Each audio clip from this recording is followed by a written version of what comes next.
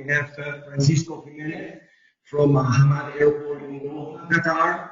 We have Felisa Pedro from Vinci Vancy Airport in Paris, France. We also have Gonzalo Velasco from Ferrovial Airports in Spain, but they run Heathrow Airports and the BAA Airports. We have Tomás Aranda and Mar from Marcy from ALG, a firm based in we also have Jorge Roberts, who is the CEO of in Washington. And we, of course, have with me today Mr. Andrew O'Brien, who's the chairman of ACI Latin America. I'm going to let him say a few words, and then we will start with the webinar. Thank you very much. Good morning to all. Thank you, Rafael. Rafael, you can hear me well? Yes, we can hear you. Yes. Perfect. Well, good morning to everybody from Quito, Ecuador in South America. Again, my name is Andrew O'Brien, currently the CEO of the Quito International Airport, Quiport, and also the current chair for Airports Council International for the Latin America Caribbean region. We're very pleased to be coming to you in this virtual format through Zoom today, and also doing it in English. Obviously, this was a commitment that we wanted to make last year to our English-speaking members in the region, was to have more important content that comes to you in your language. We see we have over 150 individuals connected to the call today, so we know we have great representation from around the Caribbean and around the Latin American region, and some calling in from the United States, and we understand as well. First of all, just wishing health and safety to all of you and to all of our members on the network who are joining the call today from around the Americas region. Clearly, ladies and gentlemen, we are living together one of the most difficult and challenging times that we will face, not only on our lives on this planet, but more specifically to the meeting today by our industry. ACI World, along with ACI LAC, I think it's very important that you all know we're working extremely close each and every day since this crisis began with ICAO, with IATA, and with various industry stakeholders. We are working hard, first of all, of course, to define the scope of what does this crisis mean for our industry. And having defined the scope, which has a consistently moving target, we're all starting to think about restart. How do we restart our industry? What does it look like? Will we be standardizing tests, for example, in airports prior to boarding? Will the new normal perhaps be a passport to travel, an air ticket to show you've purchased your flight and have bought a seat, and perhaps a certification that you have tested negatively recently for the COVID virus? It's not 100% clear where this is going right now. And with that in mind, we're going to start holding more of these webinars where we invite industry experts to join us. So it's with great pleasure, Rafael and my colleagues on the call, that we're going to have an excellent call today with some subject matter experts that come from around the region. And I think it's going to be a wonderful opportunity to listen in to their thoughts. And of course, we're going to have a chance at some point near the end of the call to hear from you, from some of you, with your ideas and your questions that we will be able to address. I'd be amiss to close without thanking the wonderful work being done by our fairly new Director General, Rafael Chavarne, who's really rolled up his sleeves at a very, very tough time for the industry and is showing great leadership from our region, which is very much appreciated by all of us. And also to Francisco and the rest of the team in our Panama regional office, which have worked hard not only on this project today, but are working hard each day to keep you all informed and to keep you all abreast of latest developments. So without further ado, please enjoy this wonderful agenda we have set up for you today. Take it away, Francisco. Thank you. Thank you very much, Andrew. Before we start with the call, I forgot to mention a very important participant today, Dr. Charles Schlumberger from the World Bank. So anyway, here we go. Francisco, go ahead. Hey, good morning. Good morning to all. First, I would like to thank Rafael and all ACI LAC for the invitation to be a speaker as well today, and above all for making this presentation possible. My name is Francisco Serrano. I'm Manager Business Continuity and Risk Management at Hamad International Airport, Qatar. And I will start by showing you the agenda that I will talk about today, and later I will go into the details. It is important to say thank you to all the aviation colleagues who during the last weeks has been working very hard disinfecting the terminal buildings, receiving and giving the best possible treatment to our passengers, parking planes, and any other important tasks that we have been committing to. The importance of teamwork during this moment is fundamental. It has been and is one of the fundamental pillars for the successful implementation of business continuity plans that we have previously developed. Thank you all. I'm going to start by talking about the policy that we have in our business continuity management system, and later I will use this methodology of DODAR that we have used for decision making and efficient use of resources during the crisis. Next. Hamad Airport has implemented a business continuity management system. As a first step of this implementation, one of the system's requirements is to have a policy where you can detail the objectives that you will require during the whole implementation.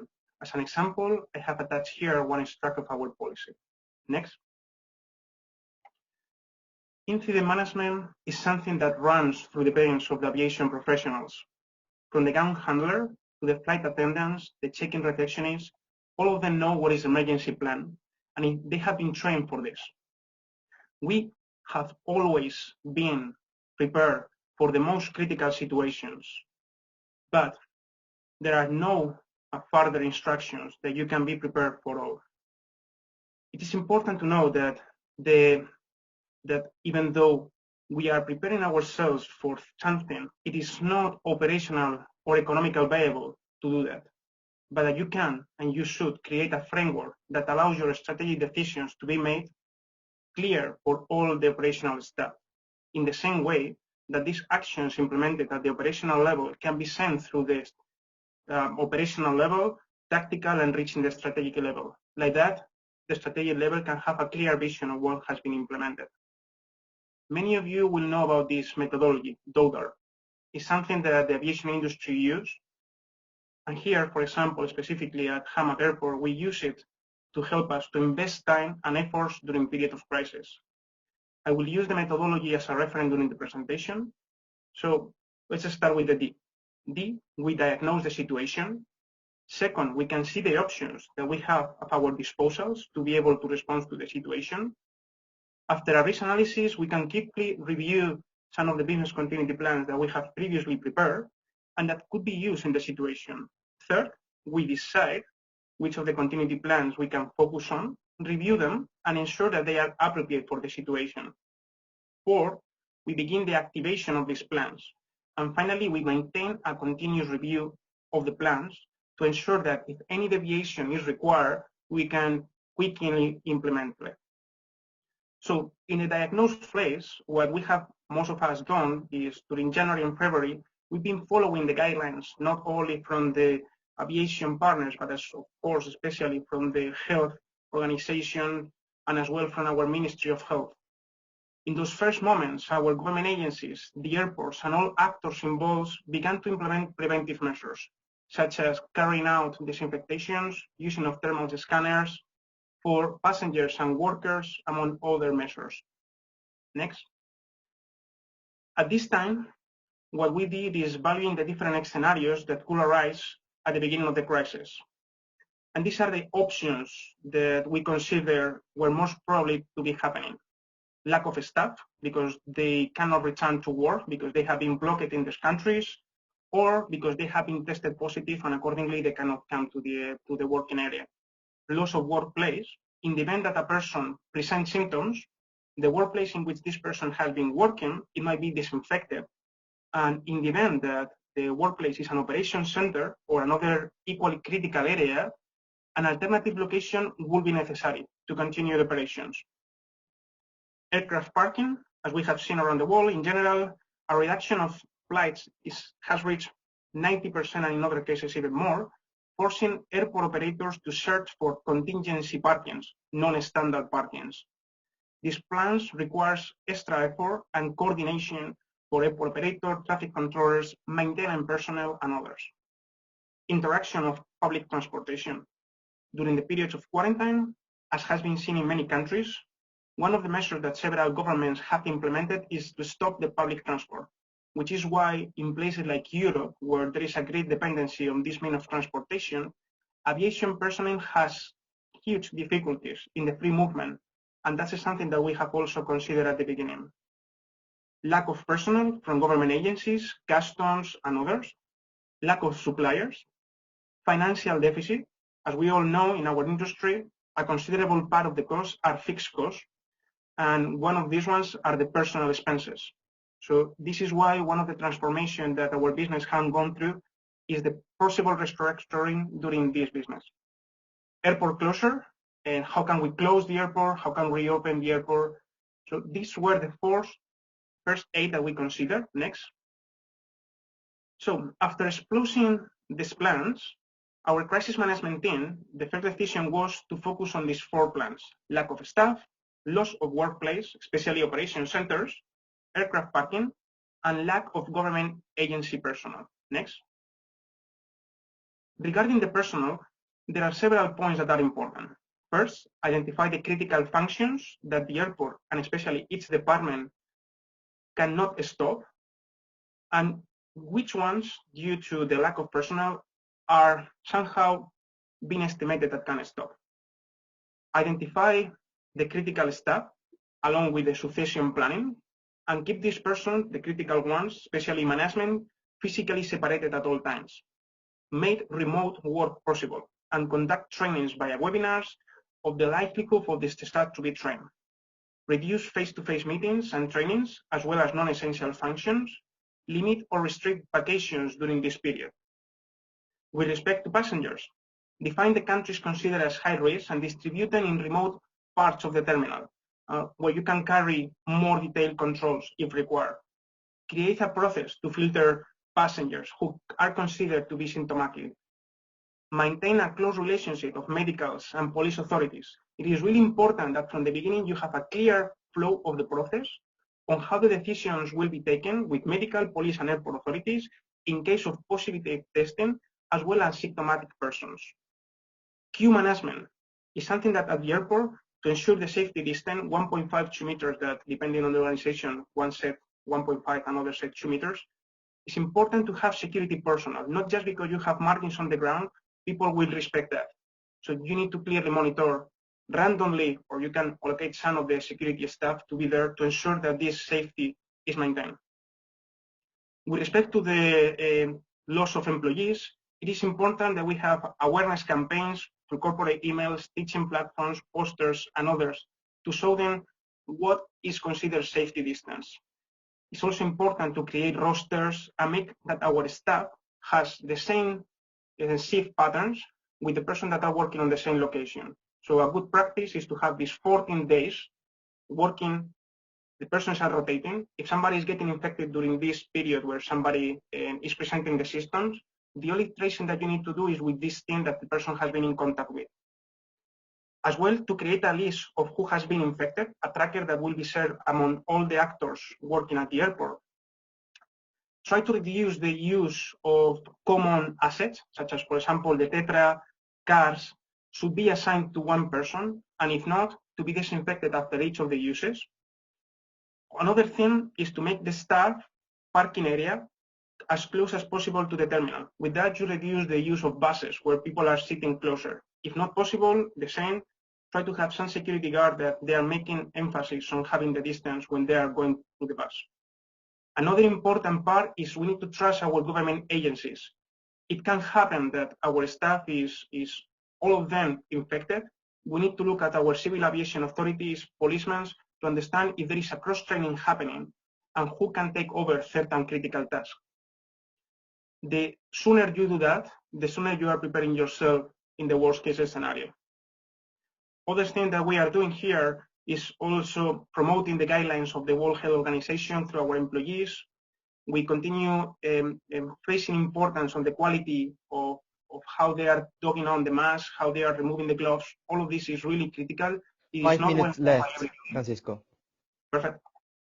As I was mentioning before, the cross-training is something that we shouldn't be doing just with our employees, but as well with our government agencies. One of the lessons learned that we get is try to have alternate suppliers for these critical functions. It's not economically viable to have done this during the whole time, but it's something that we learn now, that at least to have emergency suppliers that can take over certain tasks. Next. As part of our effort, we managed to ensure that a high percentage of our employees can continue working from home while maintaining minimal operations at the airport. This plan was carried out in a state-by-state ways, choosing with the help of the succession plan who should continue working from the airport and who should work from home. As the weeks have passed and the minimal functions have been cleared, more personnel have been sent home. Next. When I was talking earlier about identifying critical functions of the airport and the function that could not stop, it is important to create a list and share it with the rest of the stakeholders. If we're telling them what are the functions that can stop, they will assess what is the impact to them, and accordingly they can prepare the resources and the contingency plans. Next. Regarding the loss of workplace, our maintenance colleagues are carrying preventive measures.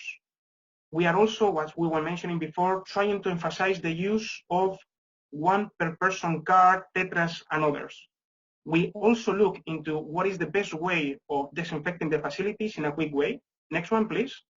And we have looked for at least all of the critical facilities a secondary, even tertiary location. With that, we can ensure that if the first facility has already somebody that has been infected, as well as the secondary, we have a third option. This is important for especially airport operations centers, security operations center, hub control centers, and others. You should spend time on looking at this. Next. As we have seen with the massive need for airline parking, we have looked into non-standard positions. Where we should prioritize is first, safety, considering as well that the persons have our personnel, ground handlers, air traffic controllers, airport operators have never used this parking before. Try to prioritize the use of concrete area instead of flexible areas, but have consideration on how you are using it. Try to have as well some suppliers in case you will have damage on the pavement, so they will be preparing themselves in case you are calling them upon to resolve the issue immediately. For other persons, trying to ensure that whenever somebody is going, you have the wind walkers, especially because you might do this during the night. So you might need generators, lights, and others. Next.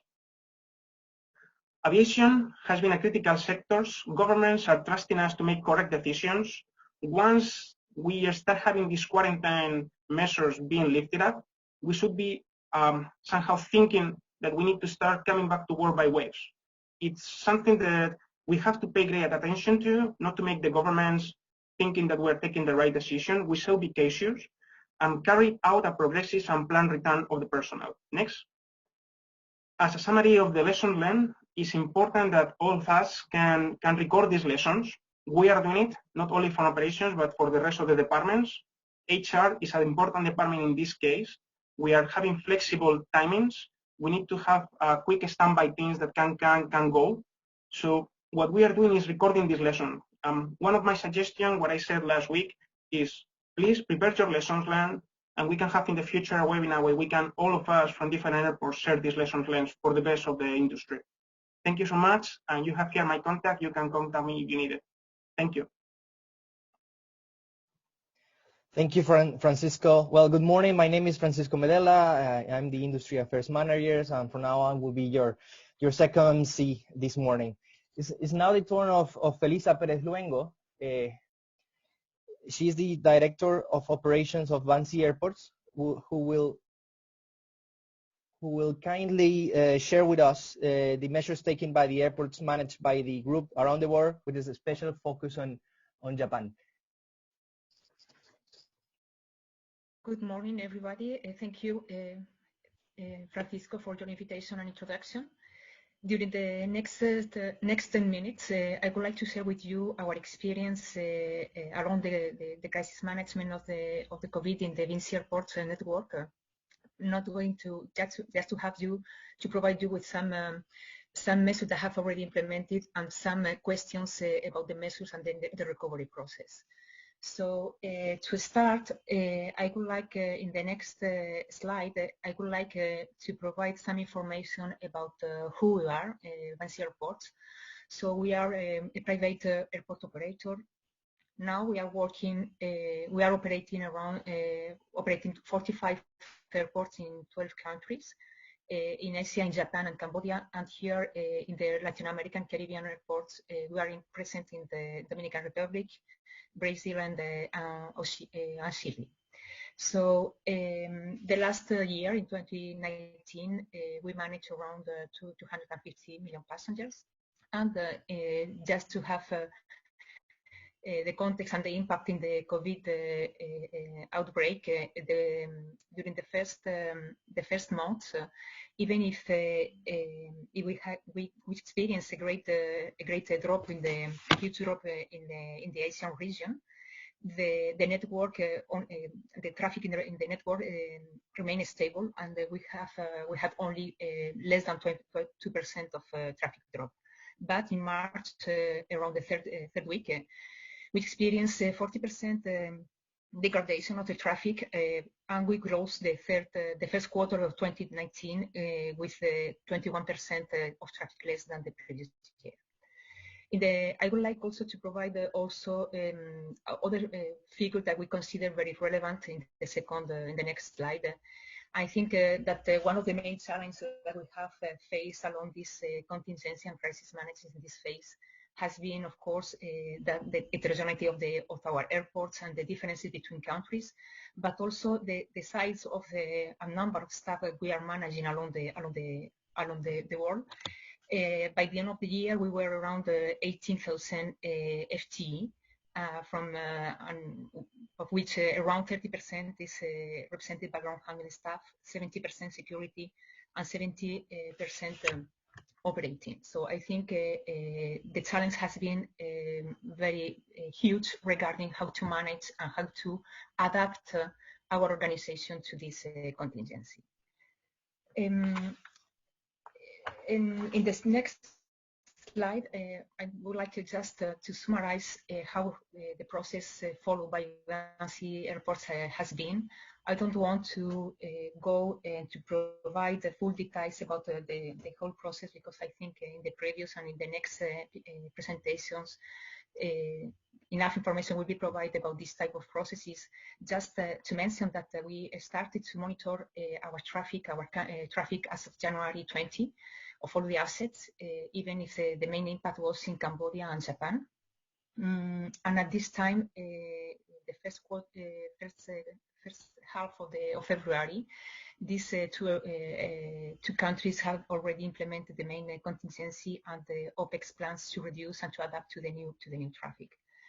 At the same time, very quickly, I think around by the end of the month, all the airports of the network had already implemented the contingency plan. They were ready to seeing what's happening in the east. We're already implementing the step-by-step contingency plans, and also we provided with the OPEX plan self-checking list of all the possibilities of actions to be taken by the airport to reduce and to adapt the organizations.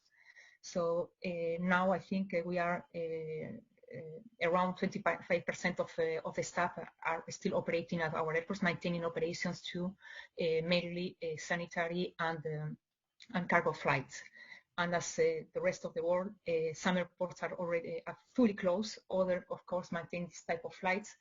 And in other countries, we attend the requirements of governments, as for example in France, where there is a network of airports decided by the government, where we have some airports that are opening totally for possible commercial flights.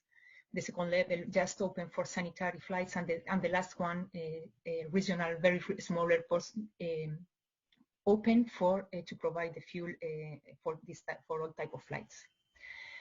So I was asked to talk about measures in the Asian region. So in the next slide. So I have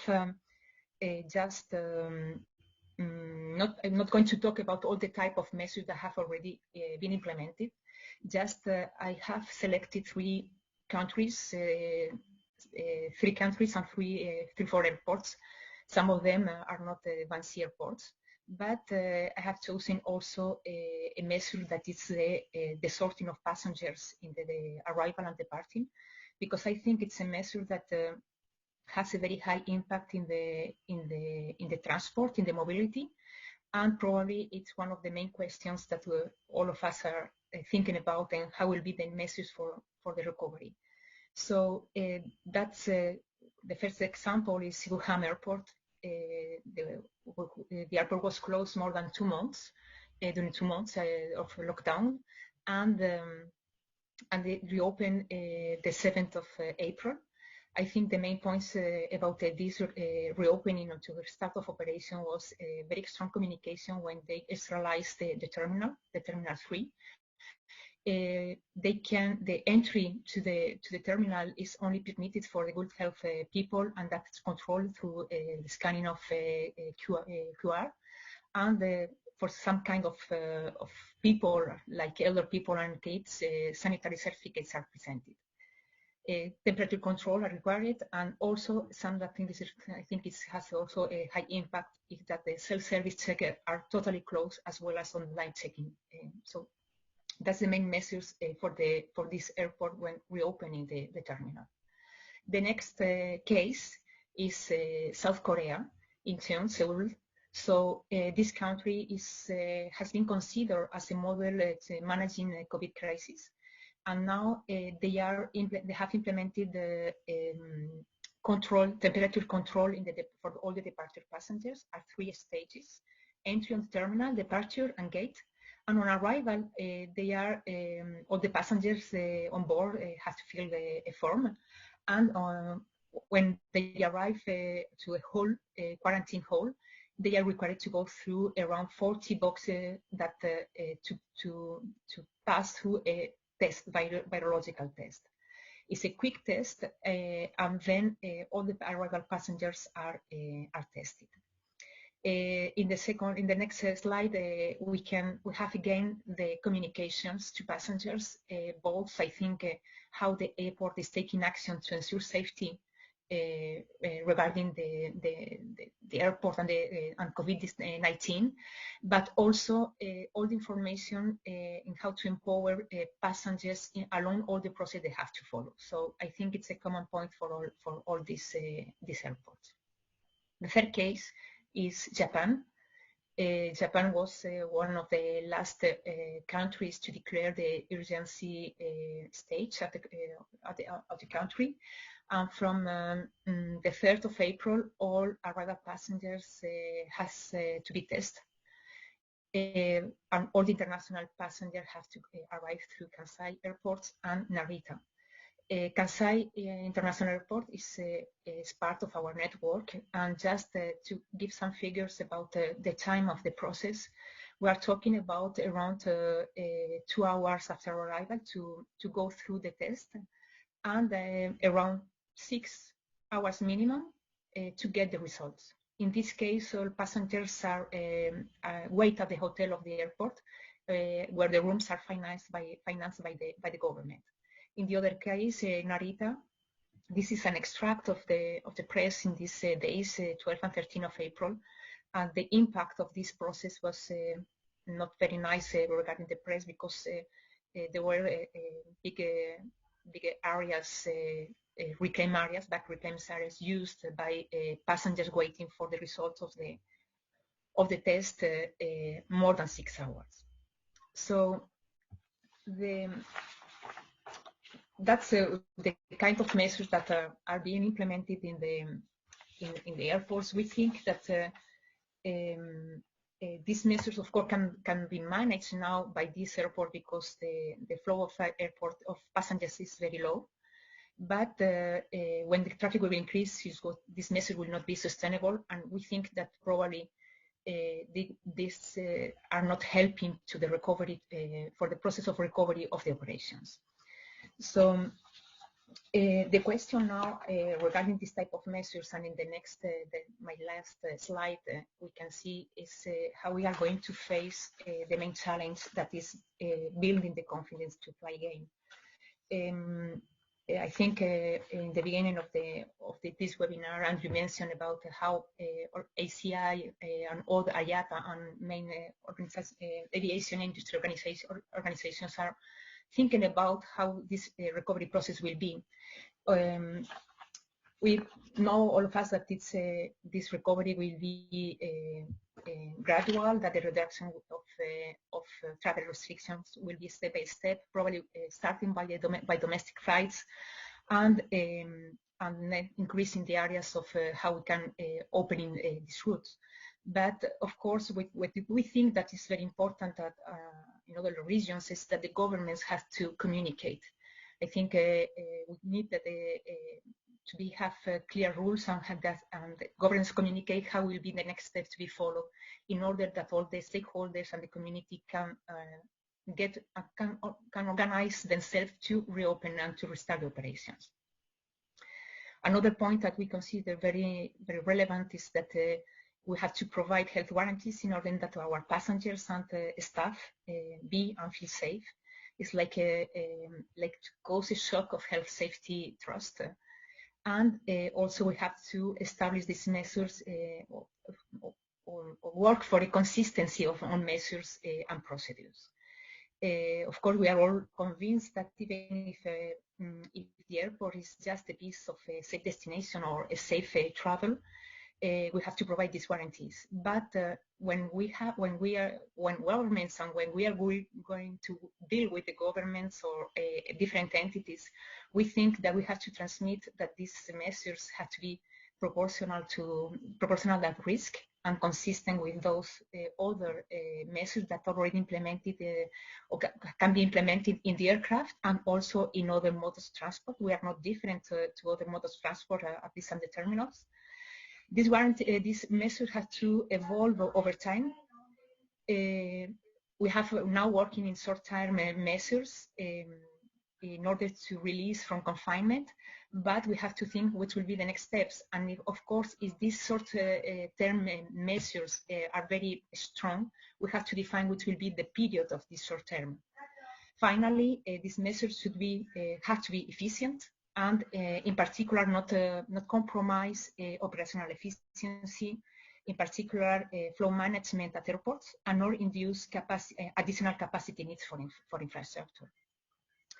We think one of the main points here with these measures is, of course, that all the airports we are working in our similar measures that we have already implemented in the contingency period related to the compulsory use of masks for airports and airlines for all the community, and of course barriers like a screen, increase of cleaning, etc. But the rest of the measures that we are talking about, the health measures, it's a responsibility of the states, and we think that this health measures have to be financed by the states, and never can be transferred to the airports or to the airlines. Finally, all of us, we are thinking about how to restart, and we can design this plan to restart. We are thinking about the infrastructure, new passenger expectations, how to recover aeronautical revenues. But again, this plan to restart operations depends on which kind of measures are going to be implemented or are going to be required by the governments and health authorities. Depending on this type of measures, we have to work in how we are going to open. One of the main issues that I can mention, for example, is about the physical distance and social distance that is different in most of the countries can have different measures, and that really have a very high impact in our capacity and how we're managing infrastructure. So maybe we have to think in how we can decrease and how we can manage these strict measures by introducing other measures that could limit this this impacting capacity. So that's and I think as mentioned in the beginning, through ACI and through IATA, I think that all of us are airports, we can have a very good representation, and we have to work in collaboration with ACI to support and to develop that in order to have this common these common measures along our airports. Thank you very much. Thank you very much, Felisa, for your presentation. As Rafael mentioned last week, many of our members asked us for information on measures and action taken by airports in Asia, which were the first to face the pandemic. And it's really important, this last slide that you show us, and it's important for all the industry organizations like us to show leadership and support the authorities to implement coordinated and harmonized measures with the other states in the region. Thank you, Felisa. And the next presentation will be done by ALG Consulting, that will kindly share us the story about the impact of COVID-19 in Latin America and Caribbean. I'm sure many of you already have this report, but it will be shared as the rest of the presentation at the end of this webinar. Thank you. Good morning, everyone. Thank you, Francisco and Rafael and Andrew, for inviting ALG to share our views with all of you. As many of you may know, ALG is a global consultative team focused on transportation, infrastructure, and logistics, and we have very extensive experience in the aviation sector. We have worked in more than 200 airports around the world, and we have a lot of experience working in Latin America and Caribbean, and this is why we have developed this new area. Please, next slide. So it's been only 3 months after the COVID-19 impact China aviation market, and the disease has spread worldwide and affected the global aviation sector. The current service decrease in the trend is now much worse than we have seen after September 11 and the financial crisis combined. The latest schedule on seat evolution that we have seen, the situation is now a little bit worse than the one presented in this graph. Because considering the comparison between the first week of April and the April of 2020 and the same period in 2019, the average loss of seats is close to minus 70% now in comparison these 2 weeks. In Latin America region, when we made this analysis, it was 43%, minus 43%, and at the end of March, and now we are close to minus 65%. The situation in North America is also a little bit worse, it's around minus 60%, and in Europe we are minus 85%. So nowadays, we think that the main reason for this dramatic drop, as Felisa has commented, is that the 98% of the global air market is under severe confinement and flight restriction. This figure hasn't changed for the last 2 weeks, and including the quarantine and border closure, more than 90% of the world population live in countries with limited or forbidden the entry to non-citizens or non-residents. So this is a very difficult situation for the aviation. And this is not expected to change during the next weeks. Probably, as recent announcement like Australia will keep the border shut for at least over 3 months. So this situation is going to take longer than previous health crisis. And the other point that we will consider later in relation with the seat offer cut is the travel confidence. We will come later. Next slide, please. In addition to the human toll, that this is the first thing that we need to comment, the COVID-19 is devastating the global economy. Almost every sector has been affected, but probably airline and travel sector are the ones that have been hit harder. This is a unique situation. On one hand, we have the disease outbreak, the previous health crisis, as commented, were limited to local regions and with limited impact to this market. SARS, for instance, the outbreak, the peak was after only due 1-2 months, and the outbreak peak levels on demand was recovery in 6-7 months, and this is not expected to happen now. Additionally, on the other hand, there is a financial downturn. The latest forecast, macroeconomic forecast, are indicating that it would be worse than the financial crisis in 2008. Finally, this situation is uneven in time. Some regions started before than others, and some part of the world will control, hopefully, soon, but while others in other regions, this could take longer. This is why we call this the theory of plate sliding.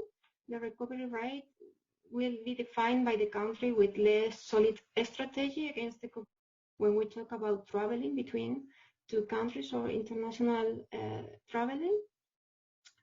Probably domestic or more closed market with proper policies against COVID. We are thinking in US or intra-European traffic could recover faster than other international segments where there are two ends with different procedures at this point. And this is why it's so important that what Felisa commented. We need to have a coordination between all parties, all pairs, to make the international traffic rebound to be as fast as possible. And these measures should be put in place as soon as possible. The coordination between the civil aviation will help for sure the recovery of the market. Also why the ACI function is so important. Next slide, please.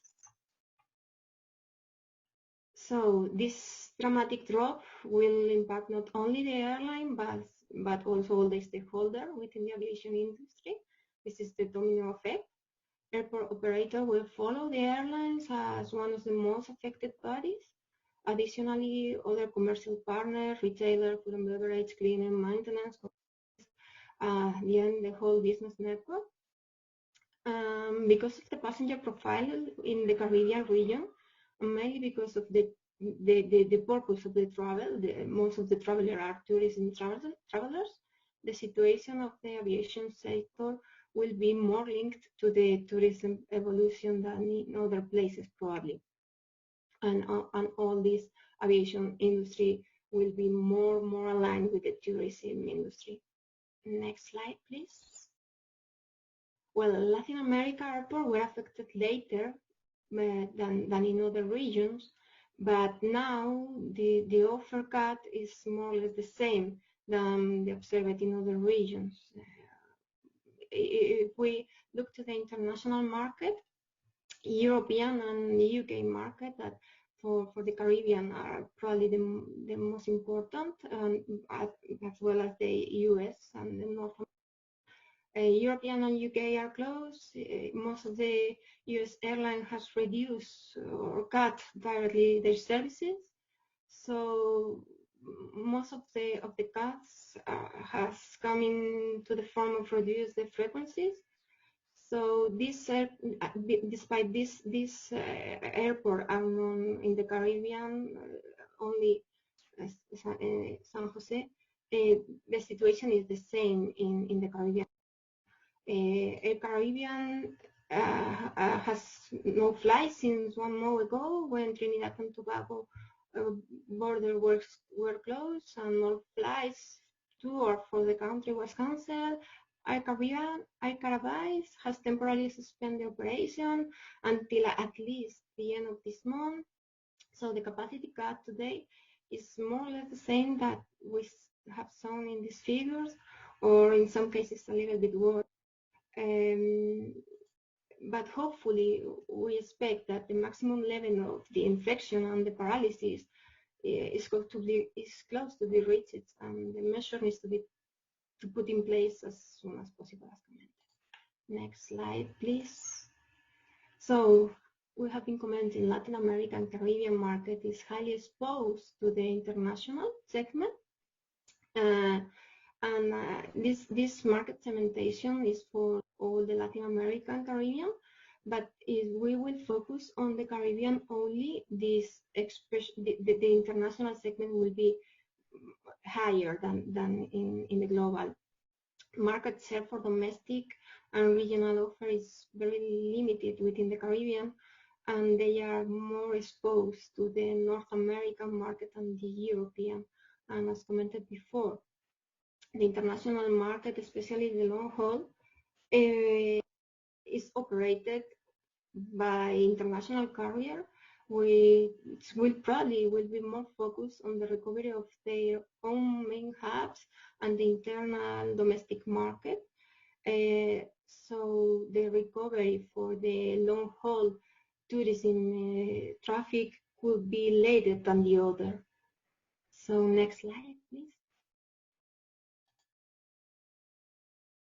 Well, so once the regulation restrictions has been raised and the airline has the chance to review their flight plans, and depending on the market share distribution, as commented, the recovery will follow different paths.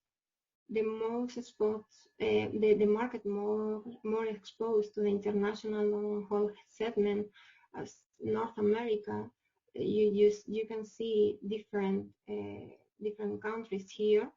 The most exposed to the international segment probably will have more difficulty to recover. US has no ban on national flights, but the number of passengers flying are not the same than in previous months, and the load factor are very heavily affected. So the situation in Europe is completely different. More of the flights are banned. The border are banned. So the situation is very related with the origin of your travelers. Next slide, please. Well, despite this time, the airlines have more or less robust balance sheets than previous crisis.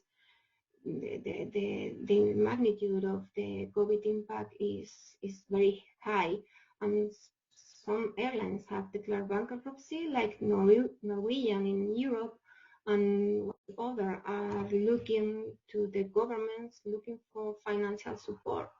UK and US government have announced a specific fund or support scheme for the airlines. Other European countries are thinking in nationalize the airlines, like Alitalia, or Portugal is also thinking about that. And in Latin America, there are different situations. Major carriers seems to be able to survive between 1 to 5 months, but now more than 3 weeks have been in time since the aircraft started to be on the ground. So the situation now is not so easy for the less liquidity airlines, the airlines with less liquidity. So they will need some support from the governments as well as the airport. In the Caribbean, there are smaller and regional airlines that are more vulnerable to the financial pressure. And the airlines in the Caribbean are mainly focused in the regional market, and the long-haul network is not so important, and they are mostly government-owned. So this situation in the short term. However, the long-term picture seems to be a little bit more complicated. Airlines will not return to the normal operation as we understand in previous month, and the demand level during next month will be completely affected, and probably the standard traveler behavior may no longer apply in the future. So next slide, please.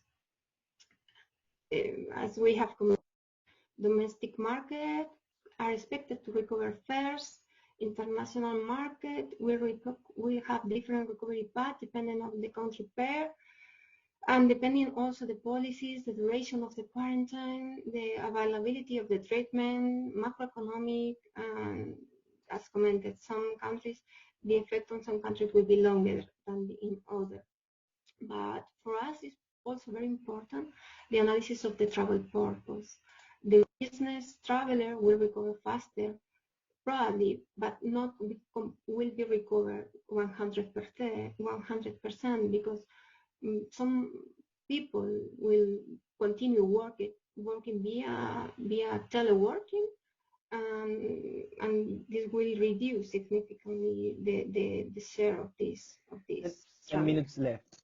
Okay, so visiting friends and relatives, this will be the one who will be easier to recover, but also the financial crisis will difficult the recovery.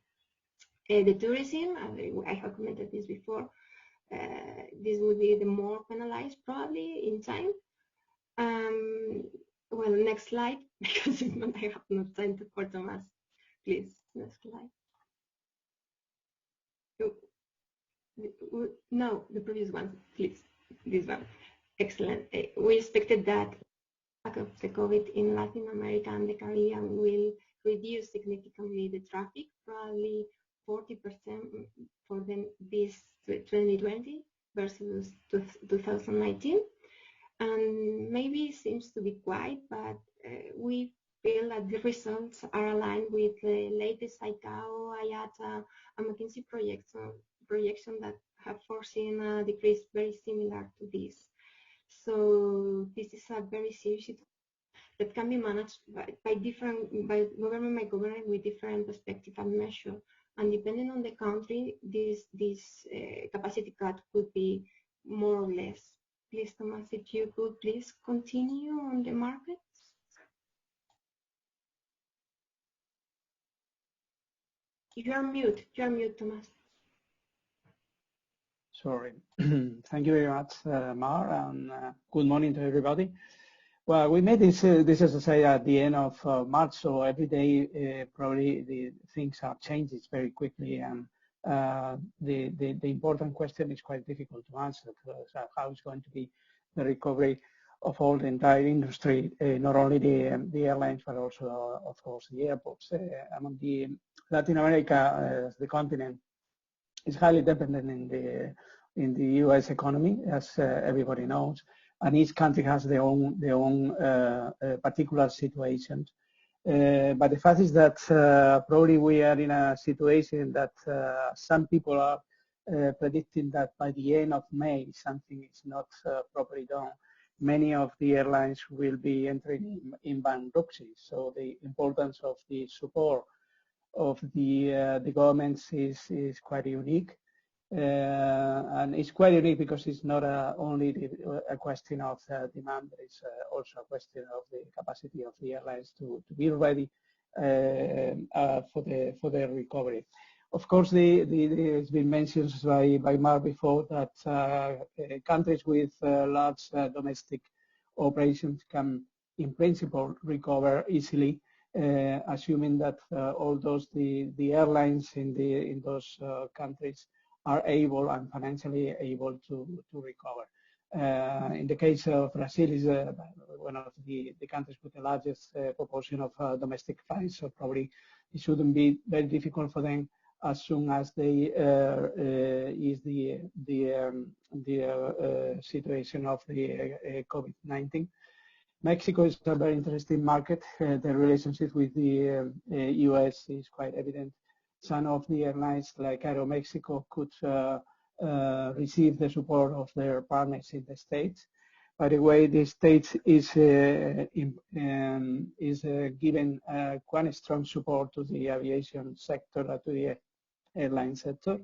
Very recently, the federal government has announced a huge support strategy to the airline sector, giving $29 billion US dollars to the different airlines with the purpose of maintaining the payroll obligations for the next 2 months until the end of May. If that results in saving the U.S. majors, the U.S. majors will be one of the winners in the regions because they will be probably ready before any other airlines to survive. Next slide, please. I'm talking a little bit more about in particular, the Caribbean region. Is a region that we know very well. We work from time to time for some of our customers there, the airports. The situation in Caribbean is that most of the Caribbean islands are highly dependent on tourism for their entire activity, GDP. Many countries like Barbados, Aruba, etc., having something like 35–40% of the total GDP based on tourism. So for them, recovering the aviations and recovering the activity at the airports depends a lot in recovering the tourism industry. Tourism industry is also doing a huge effort in trying to understand how it's possible to build trust for the travelers to be back to the wish of traveling, and they are also in coordinations, organizations like World Travel and Tourism. World Travel and Tourism are working together with IATA, KO, etc., in trying to build up the trust. So it's going to be really important for them to recover the tourism activity. The good news for Caribbean regions probably is the U.S. majors will be able to recover and to provide services to many of their lines. Next slide, please. Well, with respect to the impact in the airports in terms of some of the obligations, CAPEX development, master plan that were prepared before the crisis, it is obvious that it's going to be affected. Most likely is going to be only delayed due to the downturn in the traffic in the current situations. In many cases, will continue to be a need to develop some of the main projects. In the case of Caribbean, there is no big investments in progress, with some exceptions. Some of the islands in the region are considering the possibility of doing extension of their current capacity. But in principle, one of the impact of COVID in the airports will be, of course, following the situation of the airlines. As we said, if the recovery is a quick recovery, they will face a quick recovery in the activity. It's important to understand that Latin America is a region that the infrastructure development is being based on concessions. There are something like 128 concessions in total in Latin America. And that represents also another difficulties, because some of these concessions are short-term concessions with not too much margin for the concessionaires to react with a situation like the situation we have today. So in many cases, it will be necessary to revisit the condition of the existing contract. Please, next slide. And that's finally my last, just for not saying things that was already commented. Probably we could be following the indication of Adrian. I think we are in a particular situation, could be the beginning of a new era in the industry. So many countries, many speakers are comparing this situation with a war in terms of devastation, economic devastation, and things like that. And to all of you, I remember that after Second War was the beginning of the modern aviation in our world. So maybe this is a situation in which we could be facing also quite interesting discussions, just how to face the future after COVID and how to organize and reinvent the air transportation industry for the 21st century. So this is the paper we prepared. Many thanks for your attention, and really open for any question. You got our contact just to send me if you want some particular details or questions. Thank you. Thank you, Tomás and Mar, for your presentation. And now is the turn of Dr. Charles Lumberger, lead air transport specialist, that will share with us the vision of the World Bank.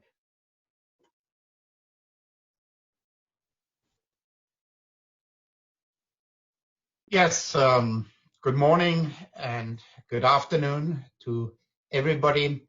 I understand that the slides will be controlled by the operator.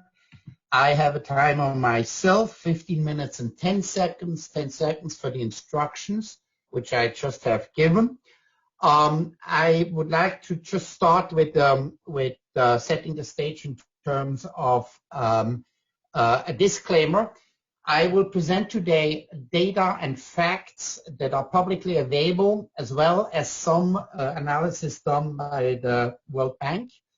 I will give some thoughts, and I will talk about some possibilities which are my view. The bank doesn't have an official outlook on what will happen in the aviation sector. We are talking about possibilities. That's important because we can't be quoted to say that this or that happens. With this, when I say next, please press it. You have to always press twice because there is animation on it. You did it. So let's just go back where we were before COVID-19 happened. The outlook wasn't too bad. Overall in the world, we had a growth perspective of a few percentage globally. In the emerging markets, higher, about nearly 5%. In the developed economies, about 1.7%. So things were okay, maybe slowing down slightly. Next. Basically, we had increased risk. We saw that business confidence had retrieved. We saw the yield curve on the treasury declining, and the combination of both in the past has created some, some I wouldn't say recession, but difficult times. So we were flying ahead, coming out of good weather, but we saw there were some darker clouds ahead, but still, I don't think there was much to be worried next. So the IATA outlook, the long-term outlook still is that aviation will double in the next 15 years, depending different scenarios, constant policy, or of course, more globalization, liberalization, and markets, then it would be better. Or if we start becoming protective, less. But basically, the outlook is relatively positive, whatever scenario will happen next. But we saw that in the air transport sector, something was happening. There were some early warnings in cargo. We saw that cargo started to flatten and then to even decline in 2018 to 2019. But interesting is that the passenger revenue per passenger kilometers continue to grow. People spend money on air travel over proportionally, in average, in many countries, twice on what GDP was. So aviation was definitely the choice of many travelers, and things were good until next slide. We got into an emergency. Something very strange happened. We had this little, flu in China. Well, is it not a SARS? It's not another SARS. And China locked down. We said, okay, this is a Chinese problem. Next one.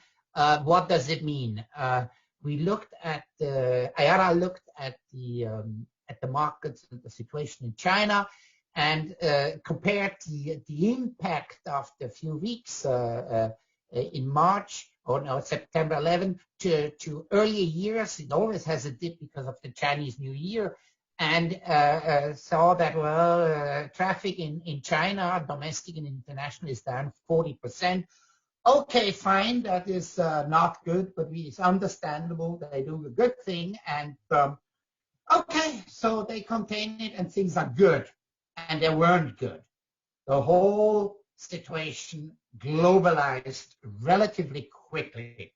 So let's have a look at the LAC region in the next slide. We at the bank struggled because these days it's impossible to get data. The Rolls-Royce of data supplier, of course, IATA with the settlement accounts, but all that doesn't work right now because most tickets aren't used, they are reimbursed, so we don't know how many passengers flew on that. Then we have airports that usually give data, but there as well, many airports are behind in reporting. It is really not clear where we are. So what we found, we usually look at seats, scheduled seats, different sources, but that of course has also become unreliable because many airplanes' load factor have collapsed. So we did something in an analysis. We took a couple of airports in different regions. We did that analysis, and they combined the scheduled seats with, in terms of movement of aircraft, combine it with flight radar data, which we purchased. And there is a huge discrepancy. A lot of schedules were announced and many flights were canceled. So we know that the majority of flights that were announced, and we see here Mexico City, we see Panama, these are the main routes in Latin America. If we take the next slide, we see Bogota, Sao Paulo, Santiago, and Buenos Aires. So we basically see that the schedules were completely off. They were not correct, but there were a few flights. What I then, by accident, found out is that, in fact, many of these flights are empty. And I discovered that in that one case, United is flying empty because they fly cargo, they maintain the crew, and so the flight numbers operates, there's no passenger on. So a big impact. Next slide. Now let's ask us what happens in the global economy. And here I'm using a slide, a public slide by the IMF, prepared by the IMF.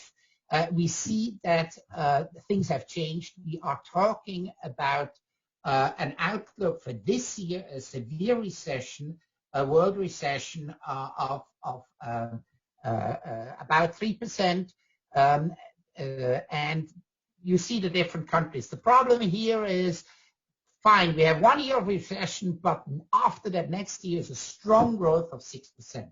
And that's the key question I have in this presentation for the remaining 7 minutes and 41 seconds. So let's have a look what that means, because in our industry, who is affected? Let's have a quick look on the tourism industry. On the next slide, you find a public slide by these slides are prepared by the UN World Tourism Organization. And you see a dramatic cancellation of bookings, retrieve of bookings, now in March of about 80%. 80% a sharp hold. Okay, that is probably not too surprising because we all know that people are now at home, but that is, for me, one of the strong indicators why aviation is halting. So what is the outlook of the tourism industry? Well, let's go to the next slide. And here we have, again, the World Tourism Organization talking about a decrease this year of something between 20 to 30% of tourist arrivals. Now, this year, still having the first 2 months, there weren't too many cancellations. They started really take hold in March, and there is assumption then that this emergency lasts maybe a few months, but we will be back to travel towards the end of the year. But on the next slide, we see the percentage change, and that's interesting. Okay, we have again the 20 and 30% decline, but we see that tourism over the past year again had a very strong growth, 6%, 5%, 5%, 7%, and the world GDP was below that. So tourism and flying was a choice by travelers. We do buy more proportionally on air travel than we do other things. We may not buy a new car, but we will go with the whole family to Africa and have vacation. And the question for the future is, will the traveler continue this disproportional high choice for travel or not, regardless of the now 20 to 30% decline, which for many is just a very short-term event? And what would be the impact then overall on the airline and on the airport industry? Now on the next slide, we see the impact so far on the different regions. Now that's the first 3 months, but remember, January was business as normal. February in many regions was business as normal. March was already big trouble. And if we compare year to year, we have a decline in about 25 to 38% for 50% in Asia Pacific. But if we translate that to how we are right now, the decline is severe. Severe to be diplomatic. The question is really the way forward. Now, in the next slide, you see the IATA outlook, and I have 4 minutes and 15 seconds left, I know. The outlook for this year is about 50% less traffic. Okay, now we can live with that, fine. What will happen afterwards? Now, in the next slide, you also intervist us 3 scenarios. One is U, one is V, and one is L. And we can discuss which one will happen, but we all agree that in a year or two, everything is back to normal. We are back to a normal world. Well, is it? Let's go to the next slide. The most vulnerable industry is the airline industry. And we see that only 20% of airlines made money in the past. They improved a little bit, but 80% of the airlines are not profitable, and about 30% lose money. Well, how did that translate in the airline industry? Let's go to the next slide. And then we go through quickly. 2018, we lost a total of 19 airlines. 2019, we lost 43 airlines. In 2020, we already lost 11 airlines. South Africans stopped. German Wings, Air Mauritius. That is impressive. Now let's go to the next slide and remember that the ones that really struggle for survival in an emergency are the airlines. They have the lowest profit margin, even though they improved it slightly. But if we really ask ourselves who will first, go belly up, it's the airlines. So what are the risks for the way forward? And I'm not coming really in the last 2 minutes and 25 seconds to the kernel of the message. Next slide, we have a risk of financial stability. This is the Dow Jones in the last 10 years, and Dow Jones is 30 price earnings. The average price earnings, the price I pay for a share compared to the earnings of the company per share, was 15 for decades. We are twice as high still. Next slide. The question really is, are we going into a new crash? And these are the recent crashes. And on 2020, 3 weeks ago, we were actually somewhere between the 87 crash and the 68 loss. Will it happen again? We don't know. But next slide shows you what was done. There is a huge amount of money supply. The Federal Reserve in the United States has pumped in massive amount of new money. It creates money, buys bond, and puts liquidity into the market. And you see that we had in the last crisis, we were about a 1 billion. We are now at 6 trillion. We are now at 6 trillion. So all that money supply prevented a crash. The question is really, how long will money supply work, or it ends up in a hyperinflation or devaluation like it in the past? Nobody knows. Now, slide number 24, the next one is a very interesting slide. This is a theory. I would say it's an observation. There are the short-term cycles we're all talking about. There's a boom, there's a recession. There's a boom, there's a recession. And all that is based on credit growth. More money, credit growth. And that can last 50 years. And it has happened from 1867 to World War I. It has happened again thereafter. We are now, we have seen a growth well above productivity growth. But these cycles also turn. They turn into shorter or longer depression and then reflation. And that usually takes about 10 years. And it hasn't happened since World War II. It hasn't happened since we have a new financial system, which basically started in 1971. So if we add the 50 years, the question really is, are we able to continue our above productivity growth with money supply, or are we not? And for that there's no answer, but it is at least a possibility. Now my time is over. I take 1.5 minutes more. Next slide. One of the big observation is the global debt. And you can look at the global debt, but in the United States, we are at 106%. Right now, that's an old slide, 104 to GDP. At the end of World War II, we were at 114%. Debt is growing everywhere. How long that is sustainable is questionable. So this is just a possibility that things might change. We do not know. So what do we do right now in the short term? And I'm very fast here on the next slide. And I'm as some know of you, I'm a flight instructor and pilot in 38 years. And I always say, what is the most important if the engine, quits, whatever? Fly the aircraft. Number one, preserve cash. That is for any business in that situation absolutely key. Cut the cost, delay payments, secure funding. Then adjust the operations, maintain a minimum operation, then secure systems and infrastructure.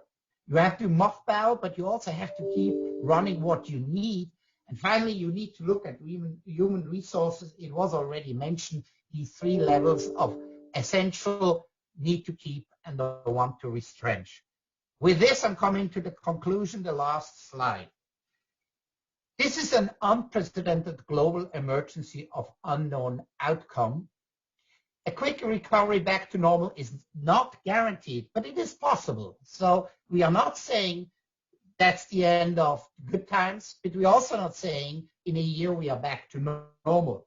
The possible return to normality within a few months must be examined against the global economic situation, including the debt that has mounted and the money supply that is tremendous. I've never seen that in modern times.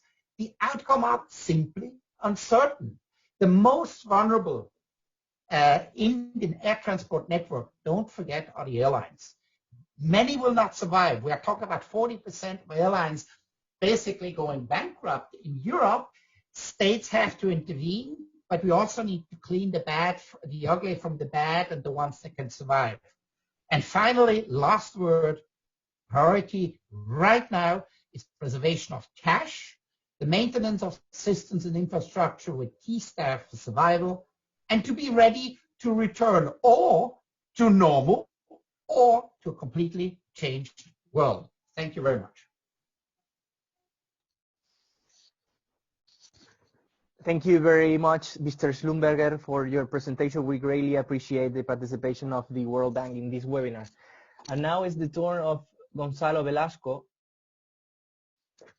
which is the Business Plan and Innovation Director at Ferrovial Airports that operates important airports around the world, including London Heathrow.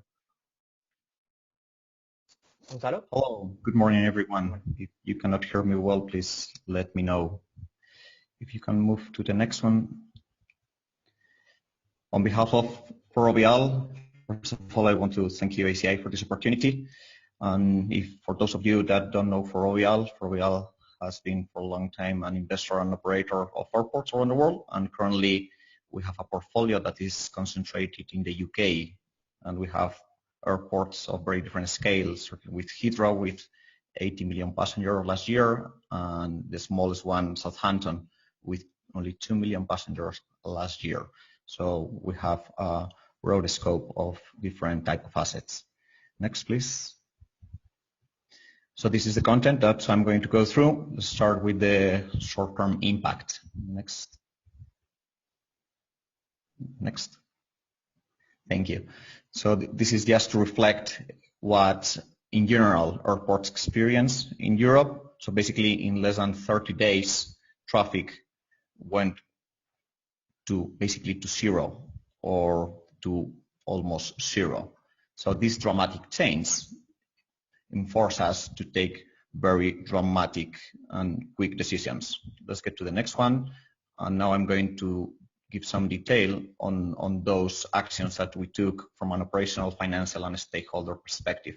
So from an operational perspective, first of all, employees, and here you will read some messages that already have been mentioned by my colleagues before, but they are really critical in terms of employee protection, safeguarding certain employees for future operations. We had to facilitate the grounding of aircraft. The picture that you see on the slide is a real picture from March in Glasgow. We didn't have enough space for aircraft. That was the reality. We had to close down very quickly facilities. We had to increase sanitation processes. We reduced the category of operations at the airports. We reduced the operating hours. So we took very quick decisions in just a matter of days. Next slide, which is the financial. And this has been mentioned already previously, but I cannot emphasize more how important it was for us to take the decisions that we took on those first days.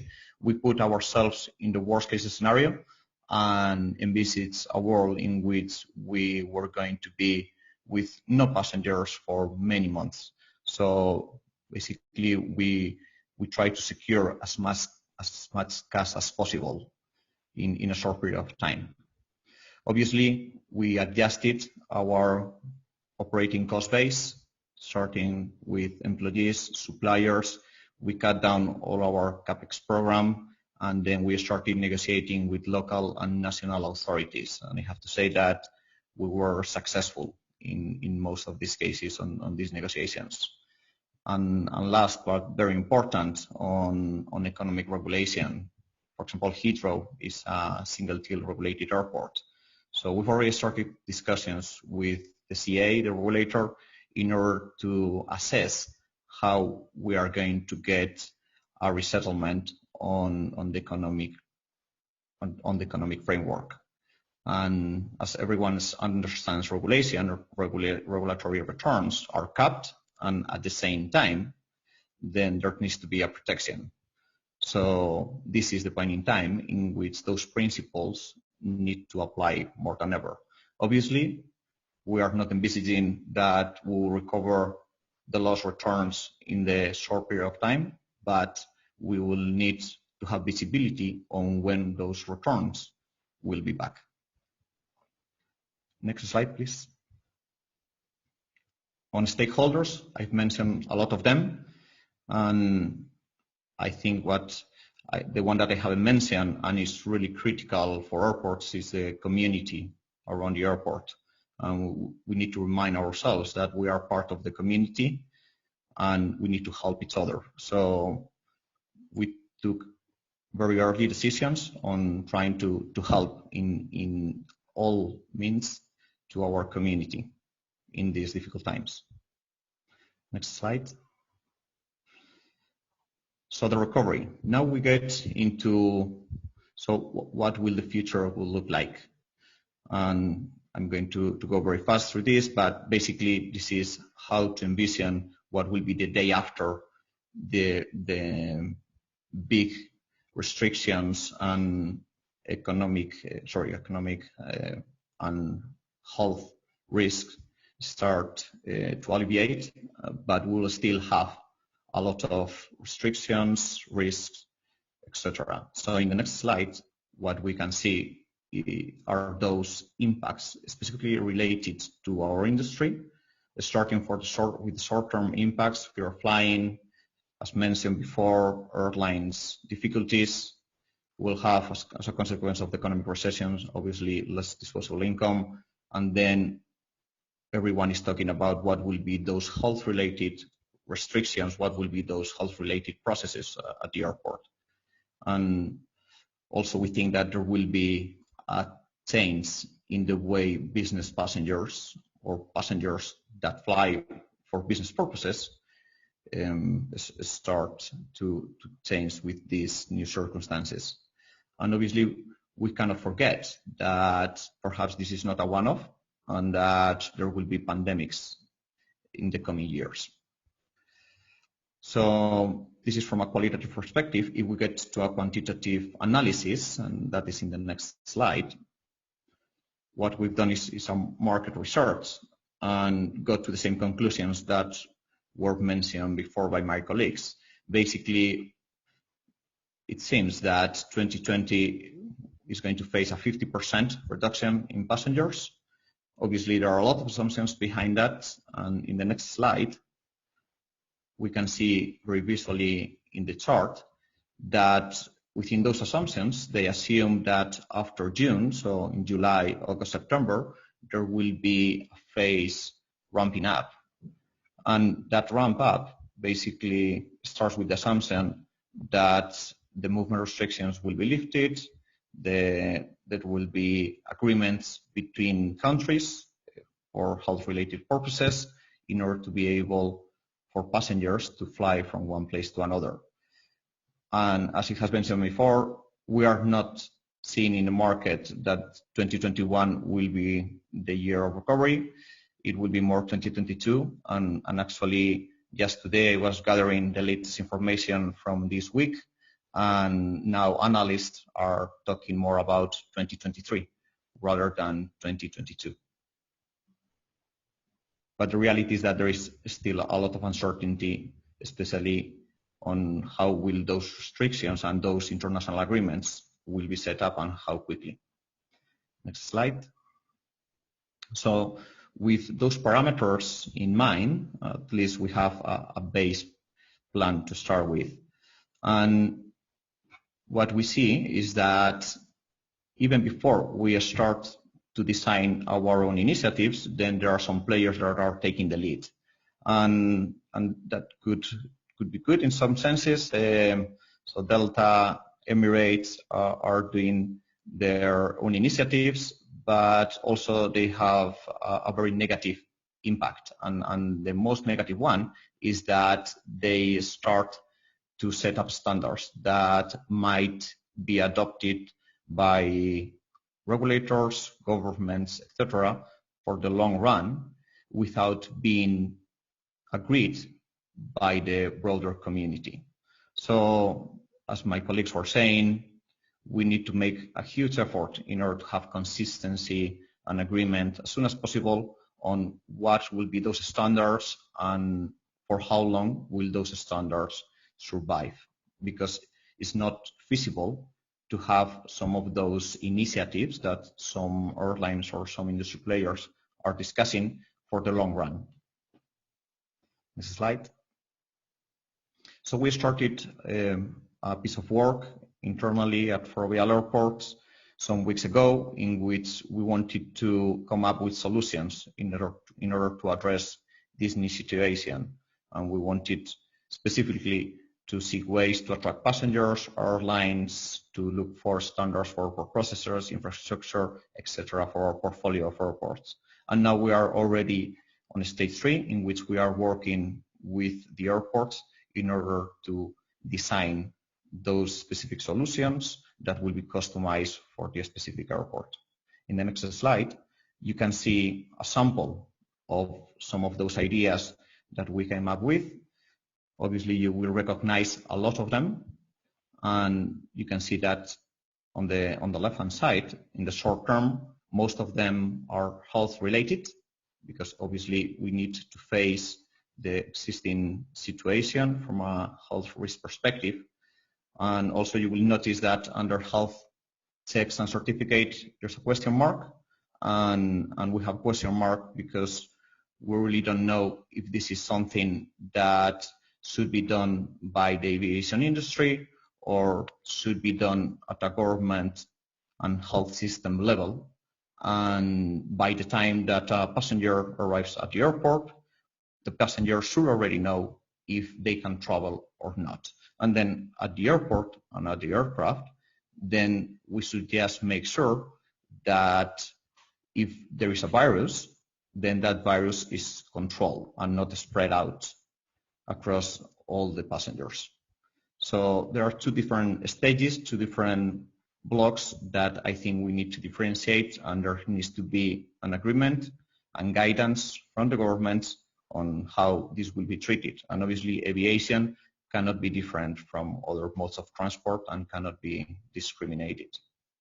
On the medium term and long term, we see initiatives that we should start to think about, but we will be defining them once we are over this period, this difficult period. And we're already thinking that, for example, the contracts with airlines would need to be redefined, because perhaps the passenger weight component is not the right structure in the contract, and also contracts with suppliers perhaps don't have the right framework in order to face this type of situations. So a lot of food for thought that we will be taking at different stages during the coming months. And next slide, please. And we have here the conclusions. Basically, just to make everyone feel better, no one could predict what was going to happen. Obviously, there were no contingency plans for this, but we need to react quickly. We need to plan for the future, and we just need to be aware that, in my opinion, there will be a new norm. We don't know how will that new norm will look like, but something will stay for the long run, and we will just need to adapt. Thank you. Thank you, Gonzalo, for the presentation. And finally, I would like to introduce Mr. Jorge Roberts, which is the CEO of AFPorts. Yeah, thank you, Francisco. And are you showing the presentation? Yes, yeah, thank you. And then we can start on the next slide. Good morning, everyone. Thank you, Rafael Echeverny and Francisco, for the opportunity to present our experience here in the U.S., which, as our colleagues have demonstrated around the world, there's a lot of best practices, and we hope to share some of these. We've already been working with the ACI and even with the FAA in the U.S. and sharing some of our experience at U.S. airports. We are AFPorts is an operator of regional airports in the U.S. We've been around since 1927. We started as a division of Pan Am Airlines, and over the years changed different ownerships. Today we manage 8 airports, particularly around in the epicenter of the crisis in the U.S., which is around New York. We operate 5 airports in the tri-state area, and also 1 in California, where it's also in the midst of the epicenter there in California as well, in the Silicon Valley region. We have 650 employees, and so part of the best practices that I want to share right now is just more of a very high level, because I think Gonzalo really kind of nailed it in terms of and summarized as well as the previous colleagues, industry colleagues. So if we can go to the next slide. Just wanted to show with you our response initially was very quick. We did not want to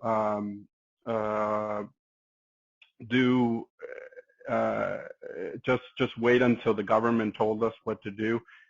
We were very proactive, so we created a process flow chart for our employees to know very practically, okay, decision trees, yes or no, and what next steps, so that they didn't have to think as much and leave it to much discretion. And so this is a type of chart that we've shared with some of our industry colleagues, and we welcome and we're willing to share this with the broader community as well. And this has allowed us early identification of the symptoms, being very proactive. And I'm happy to say that of our 650 employees, less than 1% have been infected to date. Some of them have come back to work, so we think our process is working. Next slide. We created also a dashboard for management, so this is a very in time real-time information where anyone in the company, especially the management, all the way to myself and even with my shareholders, we were able to know in real time what the cases are active, which ones are still in quarantine, including tracking what our stakeholders are. And so this has been very helpful in gathering data, but also being able to react quickly and address situations as they develop. The next one. We also do a daily pre-work checklist for every worker that shows up to allow them to assess and also, again, not leave anything to discretion, but also being able very systematic and also allows us to collect data and able to track and trace. Next one. One of the challenges that we have here in the United States is that we have every state is pretty much functions as a country, and so every state has had executive orders. If you've been following the news, the President Trump is very active every day on daily briefings, but there has been a discrepancy between the federal guidelines and the state guidelines and how each governor of each state has responded. So for us, it's presented some sort of challenges, but however, we decided to be very active in having standardized protocols, very focused on how we clean, disinfect, report, and equally important how we respond to the media. The media is in a heightened sense of sensitivity, very focused. We know, we've seen some of our industry colleagues been affected by how they responded to media. One case, I know it was in Colombia, and so we're very sensitive to how our employees are reacting to that and how they carry themselves, because it also affects our relationship with our stakeholders and our ability to carry out effective practices as well. So a unified response. What we've done also is taken advantage of the slowness in traffic. Some of our airports have gone to zero. Others are still operating at just 10% of normal traffic. We've been able to then focus a lot on capital projects and accelerating them and taking advantage of this slowdown. And so that's part of what we've been doing, as well as reassigning staff. Now, however, it's not that easy because in the U.S. it's very restrictive in terms of operational safety and health requirements where require a lot of training. I want to give you a specific example of the challenges we have. So if you go to the next slide, one of them is around face masks, right? So there's a lot of type of face masks out there, particularly the N95s, very tight-fitting ones that a lot of our medical professionals, even the surgical masks, is very interesting, but the CDC has recommended that we don't use those type of masks, that those are left for healthcare workers. And so we've been having to get very creative, very do-it-yourself mode, and we've been recommending washable cloth-based face coverings. This is just one example of many of the challenges that we're facing here in the United States in terms of, and this continues to change day by day, so we've had to be very flexible on how we respond. So if we go to the next slide. The FAA, I have to commend the FAA because they've been very proactive on giving guidelines and not allowing as well airports to have their own discretions around closures, aircraft parking. There was some major airports like Atlanta where they parked aircraft on runways, and that was corrected immediately because of safety concerns. And so any action that we take that affects the operations of an airport requires FAA approval, close coordination with the Customs and Border Patrol and the TSA, the Transportation Security Administration as well. If we go to the next slide, the federal government has been very active on maintaining one is employment, but also the viability of our economy. They issued the CARES Act, which is the Corona Aid, Relief, and Economic Security Act. And it was of those monies, $10 billion was destined to airports. They used a very quick formula, so it was deployed very quickly. Airports are receiving their money now. There's very little restrictions, except that mainly the requirements is that you keep 90% of your workforce employed at a prevailing wage. obviously giving preferences to the usual, more to local procurement, veterans and disadvantaged business. However, this program is just an injection, and it all depends on how long the crisis will continue, of how if the government will have to inject more money. They've also given money to the airlines, and which has also kept flights moving. So we have a lot of flights that are not a lot of flights, but the flights that we have at our airports are. They sometimes have no passengers, as Dr. Charles mentioned, or a few passengers, and the reason is because they have to keep some sort of essential service as part of the CARES Act money that they're receiving. However, there are exceptions, and some airports and airlines have complained of how things have been distributed. However, I think for the most part, we have to say that it has kept things afloat. However, we don't know, depending on how long the crisis, if the government will have to inject, and what are the implications to that as well. If we go to the next slide, I just wanted to close that we've been doing a lot of work over the last years in terms of creating a very diverse staff, and also working very closely with our labor unions across all our airports, and also with our stakeholders. And the reason I mention this, because if you wait until the crisis happens to do this work, it's a bit too late. And so this has allowed us to really deploy quickly and gain the trust of our key stakeholders, our clients, which are the local governments and the municipalities, and even the FAA, in terms of trusting us that our responses and best practices are going to ensure the safety and security and ongoing health, ensure the wellness of our staff.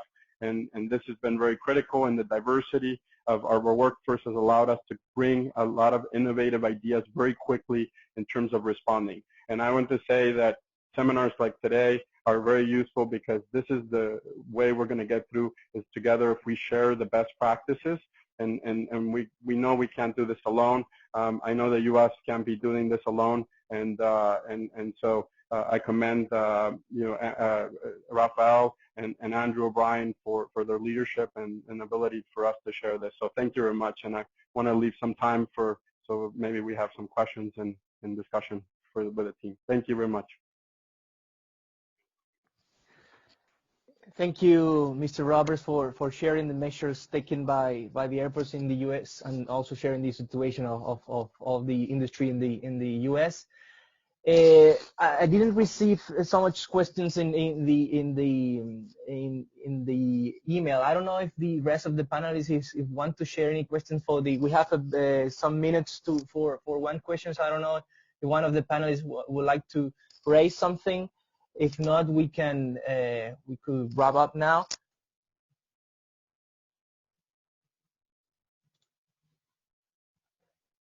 I think that's how should the participants do? Post the questions in the chat.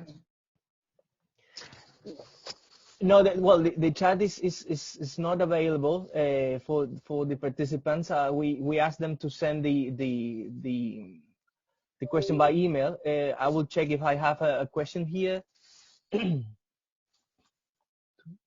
Well, if not, well, sorry. Let me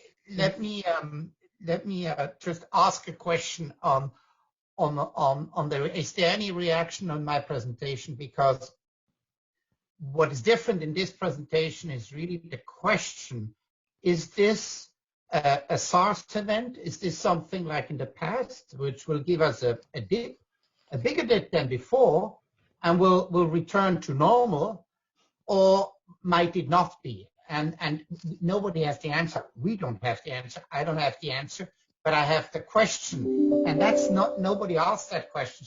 So just to have maybe a feedback on that question, does anybody, maybe of the other participants, have a feel, and that might not just be completely personal, but how do they feel? Because if we lose 40% of airlines, if everything is on the back, if people don't have money to travel, I wonder if we recovered in a year or in 2 even. Any reaction on that? Hi, Charles. This is Thomas Aranda. Well, of course, I don't have the answer to the key question when and how is going to be the recovery. In my opinion, it's going to affect deeply this industry, and for that reason, some people's talking about changes that could modify the regulations, things like the impact of nationalist attitudes, because as you will see, there are many countries trying to protect against future pandemics, etc., that could result in reductions in air service agreements, things like that. All those things are not good news for the industry. The industry was growing quite fast based on open skies and facilities to everybody to fly, and was based also in the booming tourism industry. People are ready to spend short breaks in a weekend and things like that. So all those things, at least for a while, for a certain years, is going to be under scrutiny, and nobody sadly know how it's going to be the situation. Perhaps this is a good opportunity for the main stakeholders of the industry, IATA, ICAO, and other stakeholders to work together in trying to understand how it's going to affect all this situation. And probably in addition to that is maybe it's the question of the environmental. Environmental is being always a big question for the industry. And after a certain number of months without flights in the skies, and with tremendous reductions in the emissions, so probably we are going to face also a reaction of people and citizens willing to have a cleaner sky than the one that we had before this crisis. So in total, we got a perfect storm and a lot of uncertainties, unfortunately. Thank you, Thomas. Yeah, Dr. Sharma, if I could offer the U.S. perspective, I think we're going to see a recovery on the domestic front and the regional airports side of it. I think airline passengers may avoid the larger hubs just because of larger crowds, and so they're going to be more feel safer. A lot of it is really going to about the trust that the government creates. There's only one part that we could do in terms of maybe creating that trust, but overall it's going to be more of a societal reaction, which is a bit different from previous crises, where this is more of a disruption in terms of a mindset and way of life. However, I think if anything we've learned over the course of aviation history, the same way you put in the Dow Jones and the stock market, in the end things kind of over time normalize. If anything will grow. I think humans are adaptable. Now, one of the things I wanted to show in terms of example, I've been recent discussion with one of the new airlines that David Needleman has been putting together, Breeze Airways, and they think that because of what just happened, it really levels a playing field for new airlines like them to come in and disrupt the market and take and restart. I thought an airline like that was almost done, but it was very interesting perspective that they actually think it's the opposite. And so I think we're going to see creativity, we're going to see innovation, and we're going to see ways to get this. And I'm optimistic. I think it's going to take time, and it's going to take longer than we would want to. However, over the medium to longer term, we're going to normalize and we're going to know how to operate. So, thank you. And maybe I have an add-on question, and thank you for the American perspective. But globally, we have quite some many PPP models, private participation. That is something. Our strategy at the World Bank is mobilizing finance for development, and we are looking at facilitating investments in airports, airport infrastructure. Many airlines, of course, are private. My question to the team or to the speakers, with this crisis, which is deeper than anything we saw before, which might have a lasting effect in specifically in developing and emerging regions, do we see a decline? Do we see concessions that aren't anymore variable? Do we see infrastructure going back to public hands? Do we see a bigger role of the government or not?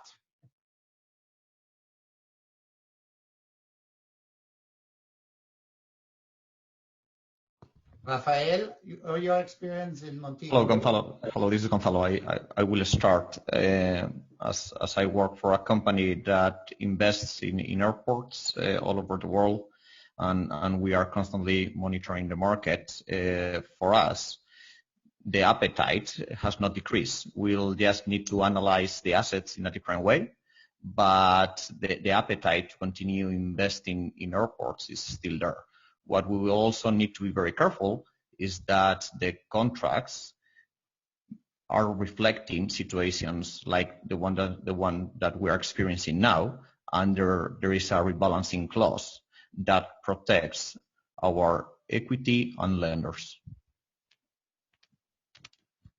Yeah, and I have to agree with that, with what Gonzalo is saying.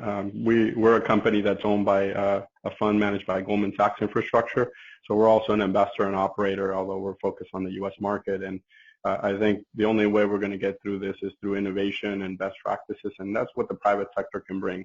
I don't think the need has changed. It's just going to be the approach. I think, if anything, the need is going to probably increase because there's going to be local municipalities and governments are going to be cash strapped because they're going to have to direct now monies to reactivate the economy, to also fund health initiatives that weren't previously thought of. And so private sector participants will have to come in and be ones to inject that capital and also to bring that innovation and then assume that risk, commensurate risks, as Gonzalo has mentioned. Okay, from our point of view, we think we shared your thoughts. I think from the point of view of VNC, we are not stopped in analyzing other possibilities to invest in PPP project in all the regions, as we were doing previously. Of course, being careful with the existing conditions and how they are managing the contingency and the crisis at each one of them. But we think that of course the vision of the situation has changed, but probably there will still be a need of investment of infrastructure that can't be stopped for some of the airports. So we think that some kind of scheme has to go on in the future. Thank you, Felisa. I just received one question from Roman Neumeister asking for your thought on the impact on travel experience post-COVID. I don't know if you would like to share your thoughts on that, the passenger experience post-COVID. Well, I think it's, I don't know, maybe it's the first is the passenger experience just after COVID. I think the expectations are changing, the passenger expectations, and I think probably what they are looking for probably are not, the priorities has changed. So in the short term, the passengers probably will, as we have mentioned along all the webinar, I think the first thing that they are looking for is to be safe and to feel safe. So I think probably this has a change in the perception and a change on the expectation. So then I think the next, maybe there will be a period of coming back to have to return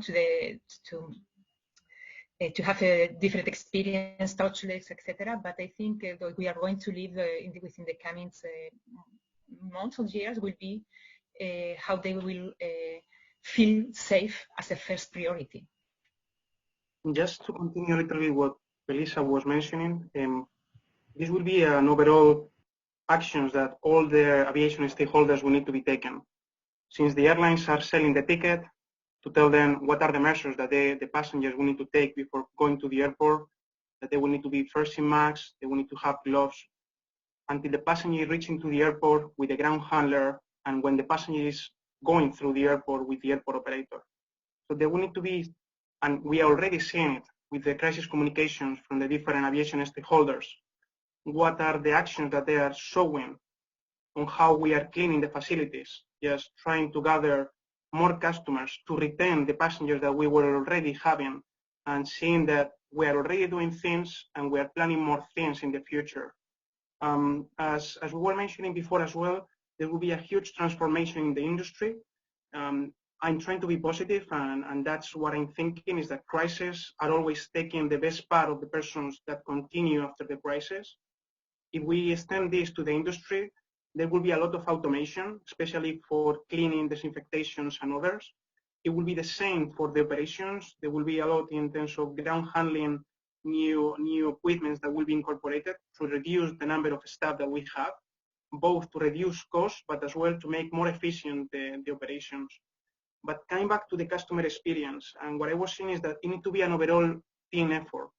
If the airline is doing some kind of keeping the passengers not following the same measure that the airport will operate, this will create on the customers, on the passengers, a misconceptions that we are not aligned to have these protective measures towards them.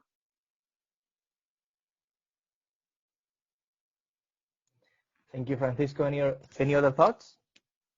Maybe one comment to this very important question. There are two things. One is that the passenger needs to feel safe in terms of the pandemic.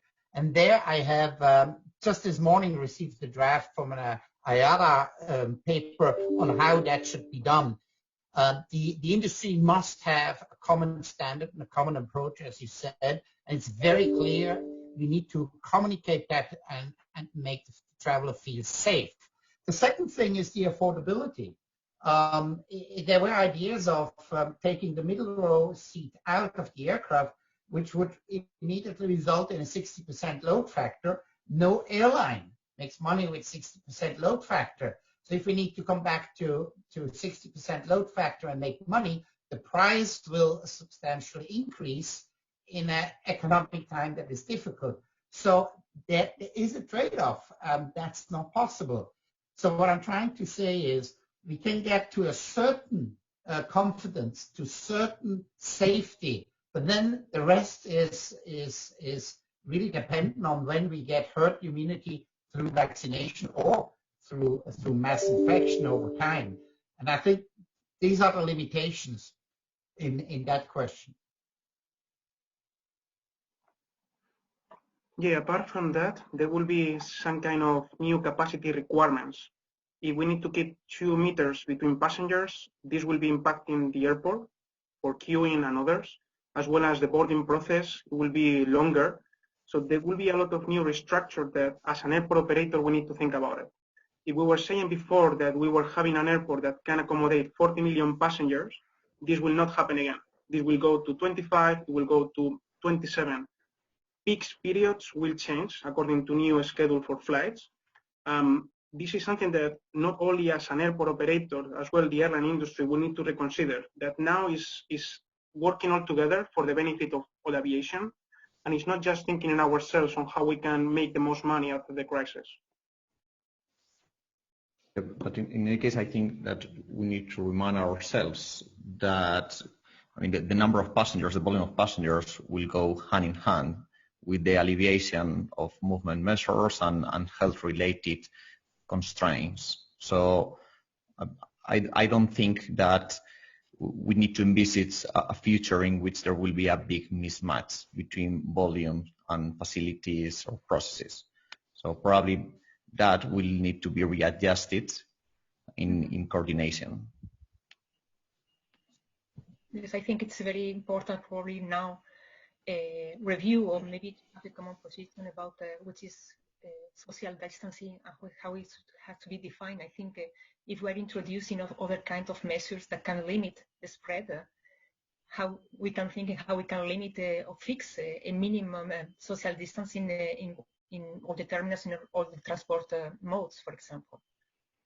I think it's a big issue now that we are starting in defining measures for the recovery.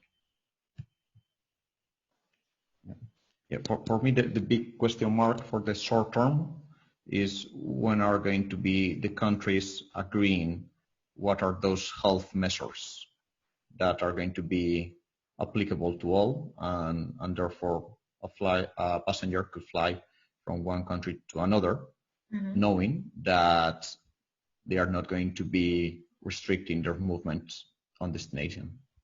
Yeah. Yes. We have seen it already that during normal operation, these kind of bilateral agreements are creating a huge impact in terms of operations. Just when you need to place certain aircrafts to have a secondary screening, especially for US flights, Australia and others, you can foresee that this will happen as well between many countries, that because certain countries are considered still high risk with respect to how they are facing the pandemic. And of course, they will need to have another measures that the rest of the countries are not implementing. So if we're not going back to what Dr. Chow was mentioning, to standardize these measures across everybody, at the airport, it will be a huge mess, especially to manage this in an efficient way. So I think that is a question more for ACI also to answer. When do they think that at a global level there will be an agreement? Well, actually, it's a very good question, and at regional and at world level, all the organizations, as mentioned by Rafael before, IATA and ICAO, are trying to work in a coordinated approach for these measures to be the measures taken to be harmonized everywhere. And that's something that our organization, ACI, and the other organization from the industry, we have to take the lead with the regulators to encourage them to take this approach, a coordinated and harmonized approach between all the states in the world. That will be a huge advantage for the airport operators as well as the airlines. And well, unfortunately, we ran out of time. From ACI, well, I would like to thank our speaker for your time to prepare the presentations, as well as the participants who joined the webinar.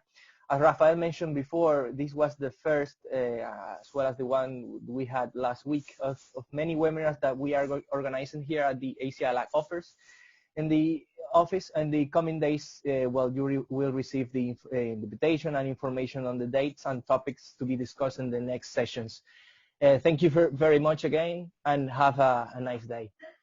Thank you. Bye-bye, everybody. Thank you. Thank you very much. Thank you very much. Bye-bye.